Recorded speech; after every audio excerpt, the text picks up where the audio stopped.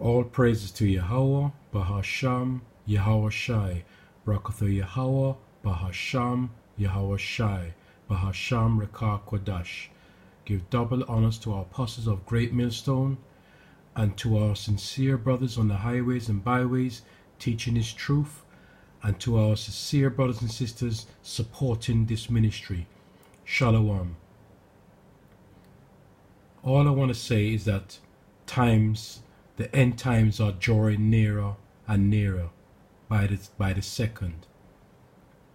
So just as a quick word, just to keep strong, whatever spirit you're in, high or low, just be patient, because the end times are here. It's getting closer and closer, brothers and sisters. So that's all my message is. A simple message. It seems simple, but it's very important. The end times are getting closer and closer. Sometimes you think that nothing is happening, but just trust in Yahweh Basham Yahushai, because our thoughts are not the same thoughts of Yahweh Yahweh Shai. So, Babakasha, please keep strong, because evil spirits would attack you every second of the day to make you feel unworthy, put doubt in your mind, because we all fight in that. So whatever state you're in, just trust in Yahweh Ba'asham Yahushai. Please watch this video.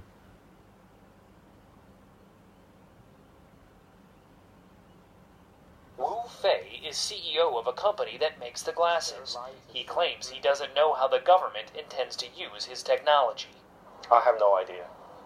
Really? Yes. Do you trust the government the way they're using your technology? Sorry, I can't answer this.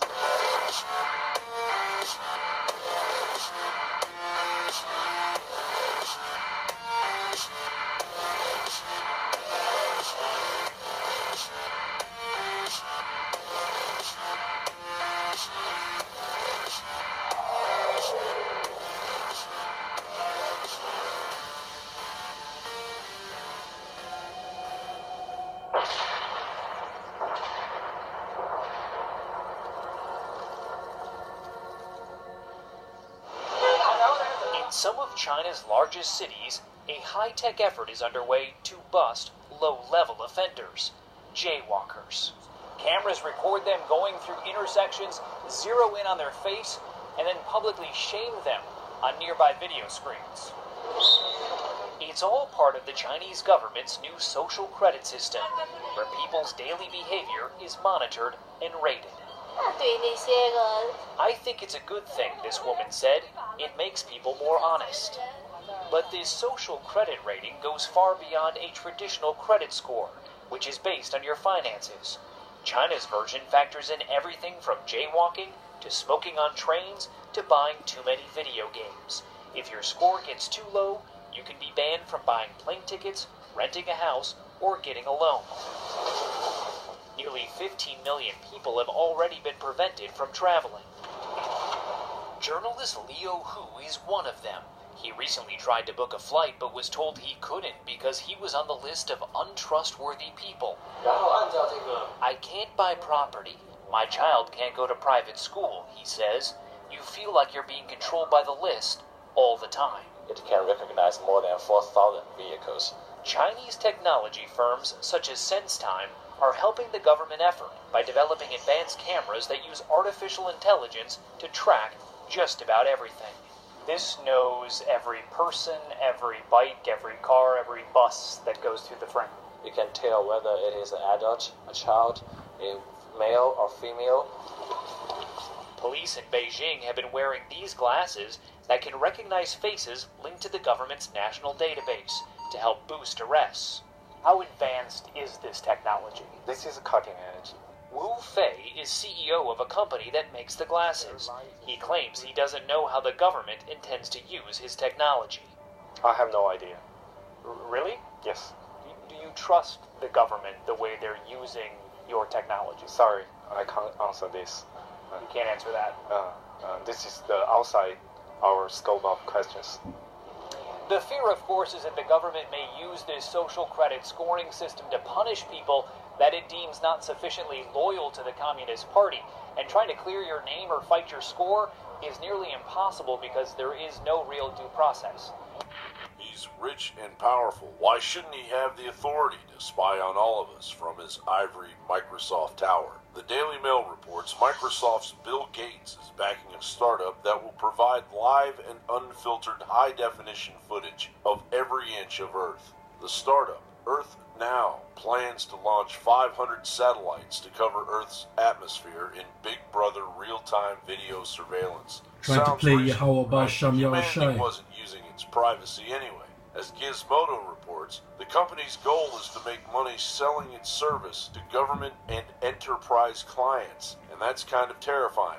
Sure, governments have their own individual satellite operations, but the scale of what Earth Now is promising is jaw-dropping. Who better to calm worries and work through regulatory hurdles than the world's most prolific philanthropist? He wouldn't do anything immoral with that tech.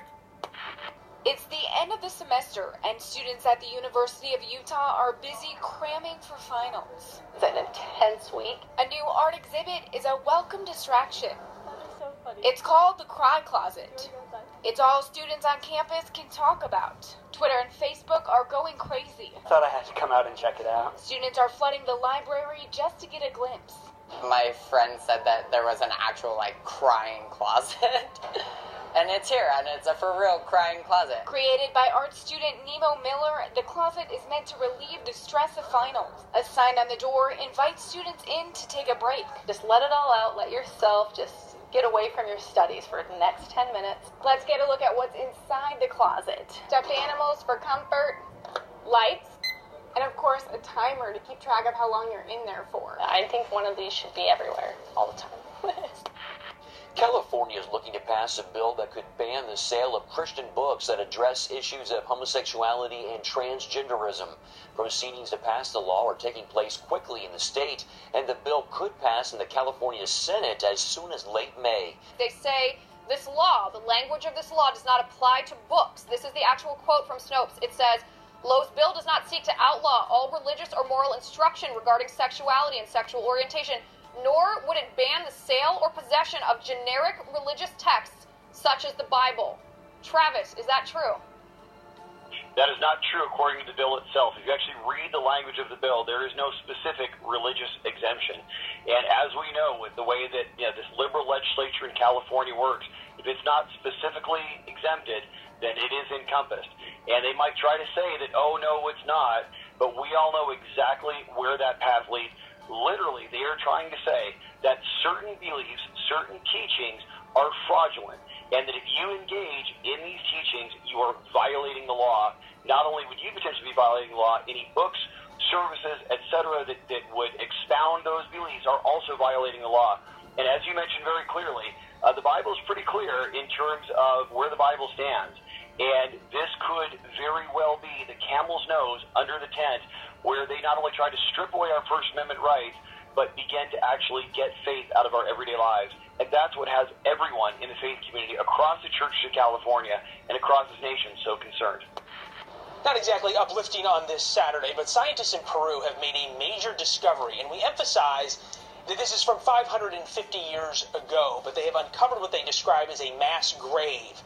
Archaeologists believe it may be the largest sacrifice of children in the world, the remains of 140 children and 200 llamas. All the sacrifices that we have found were children aged between 6 and 9 years of age, and that from 10 to 12 or 15 years of age. All have been found with their sternum cut with the aim of possibly opening the ribcage and extracting their hearts. That was the way that the Chimu, a society that developed between the 10th and 15th centuries of our era, sacrificed these children. In recent years, the digital video monopoly YouTube, which is part of the digital search monopoly Google, has been accused of trying to silence conservative viewpoints. PragerU and other innocuous center-right content providers have found themselves censored on YouTube. YouTube denies doing any of this on purpose. It was accidental, they say. We have no political agenda. Well, it turns out that's a lie. This show has exclusively obtained an internal YouTube memo from April of 2017, last year, that lays out in detail how YouTube censors videos. One of the reasons the extent of YouTube censorship isn't obvious to most people is because the company is smart enough not to scrub every video it wants to censor. Instead, many videos wind up in what the memo describes as limited state. Sounds like something out of Scientology. Videos in limited state are intentionally pushed down on the site, so they're harder to find. So what are the criteria for censoring videos on YouTube? Well, according to the memo, quote, controversial religious or supremacist content qualifies. So does, quote, highly controversial inflammatory content. What exactly does any of that mean? None of it is defined. It's totally subjective. YouTube makes the call and does so with maximum political intent. For example, YouTube decided it was inflammatory for PragerU to question the notion that all cops are racist. If you don't think they are, you're in trouble, according to YouTube. So PragerU's video was demonetized and effectively declared hate speech. Yet videos that suggest that, white people are inherently evil remain on YouTube without any restrictions. That's clearly political. The memo makes it very clear where YouTube censors are coming from. It explains that the company is committed to, quote, the freedom to belong, including the resulting benefits of diversity and inclusion. Okay, sounds good. But what exactly does that mean? Again, it's entirely subjective and intentionally so. At one point, the memo declares that any, quote, demeaning language against a protected group may result in a video being removed from the site. So who are these protected groups? Well, according to YouTube, refugees are a protected group. So let's say you don't like the fact that refugees are being resettled in your neighborhood, for example. You've assumed it was your right as a citizen to disagree with government policy. Nope, not according to YouTube. They will censor your complaints about what your government is doing and call you a bigot in the process if you don't like refugee resettlement policy, for example. Well, it's not surprising that one of the trusted flaggers YouTube has deputized to censor extremist content is the Southern Poverty Law Center, which is itself, irony of ironies, an extremist group. The SPLC has a long history of inciting hatred and division for political ends. It was the SPLC that slandered the Family Research Council as, quote, a hate group, and labeled the Pulse nightclub shooting a right-wing attack, which, as you know, it was not. The SPLC is totally discredited, and anyone who spends 5 minutes reading about it comes to that conclusion. And yet YouTube trusts the Southern Poverty Law Center to censor your videos, and that tells you a lot. We contacted YouTube for a statement on all of this, and we asked whether the company had revised its policies since the memo was written last year. The company barely responded. A Flack linked us to a blog post written by a Google lawyer last June in which he vowed that the company would be more aggressive in censoring videos it doesn't like. It's worth noting that almost nobody in power is fighting back against this censorship. Here you have an American company incubated in America by Americans under the protection of American law and courts, which is now working to undermine the most sacred of American rights, which is the freedom of expression.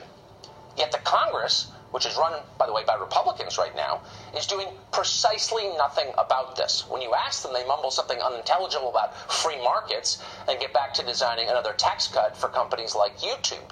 Meanwhile, the rest of us who live here, the ones who still care about free speech, are left to fend for ourselves. The big digital monopolies demand that we conform to their worldview, and they shut us down when we dissent. Anyway, you get the point, right? We're getting closer and closer. Yahweh Ba'Sham Yahushai is coming back. Yahweh, our power, is sending his son soon to redeem his people and to bring a stop to all what's going on in this evil world. So the message is, keep strong, brothers and sisters, through the spirit of Yahweh Ba'Sham Yahushai. So I give all praises and glory to our Father, Yahweh, and his Son, Yahushai. Shalom.